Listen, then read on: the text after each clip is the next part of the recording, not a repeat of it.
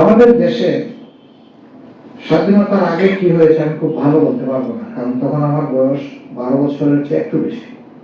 আমি একদম শিশু, আমি বুদ্ধা নই, সমাজকে স্টাডি করার আমার সেই বয়স তখন ছিল না। কিন্তু দেশের স্বাধীনতার পরে যেটুকু দেখেছি, কোন সরকারের আমলে বাড়াবাড়ি কোথাও থামেনি, এবং সেই বাড়াবাড়ির শিকার সুনির্দিষ্ট কোন ধর্মের মানুষের আমল নেই, সকল ধর্মের মানুষের এই বাড়াবাড়ির শিকারে পরিণত হয়েছে। কিন্তু এটা সত্য যে এই এক সময় বাংলাদেশে যে পরিমাণ ভিন্ন ধর্মের মানুষ ইসলাম ধর্ম ছাড়া ছিলেন, সেই পার্সেন্টেজটা এখন নেই, এটা হ্রাস পেয়েছে। এটা দুটি কারণ।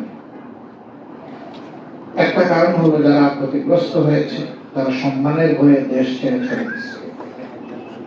আরেকটি কারণ হয়তো বাক রেটের দিক থেকে তারা একটু পিছনে থাকতে পারে, আমি জানি না, ওটা আমি হিসাব করতে পারি।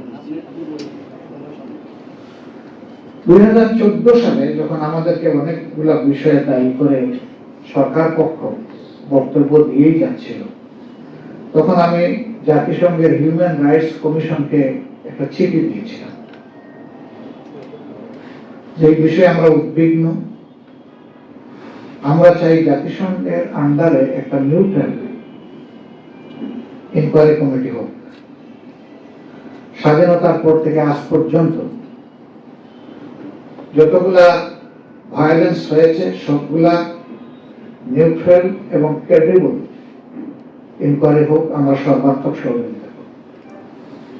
এবং এইখানে যদি আমাদের সাথে সম্পৃক্ত কোনো নেতাকর্মী দায়ী হয়, আইনের হাতে আমরা তুলে দেব।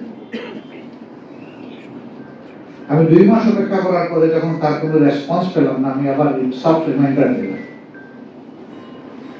তারপরে তারা আমাকে রিপ্লাই করলো যে কোনো দেশ যদি সরকারের পক্ষ থেকে আনুষ্ঠানিকভাবে আমাদেরকে এই ধরনের কোনো রিকোয়েস্ট করে, তখন আমরা বিষয়টা বিবেচনায় নেই। এর বাইরে আমাদের কনভেনশনের কারণেই আমরা কারো রিকোয়েস্ট নিতে পারি, এটা আমার কিছু করার নেই। কারণ ওই সরকারের উপরে আমার বিশ্বাস নেই। আমি তো বলবো না যে ওই সরকার ইনকোয়ারি করবে। রাষ্ট্রসংঘের যারা অভিভাবক, আমি তাদেরকে বলেছিলাম যে তোমরা করো।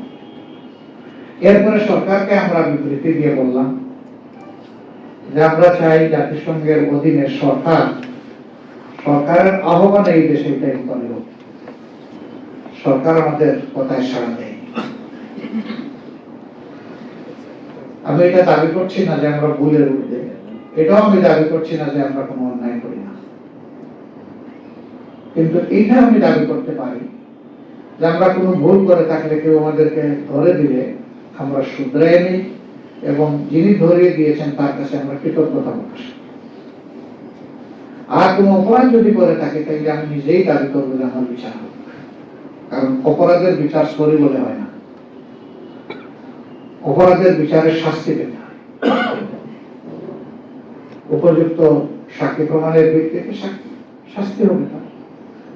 আর যদি প্রমাণ করা না যায় যে তিনি অপরাধ করেননি, তাহলে তার শাস্তি হবে না, তিনি খালাস করবেন।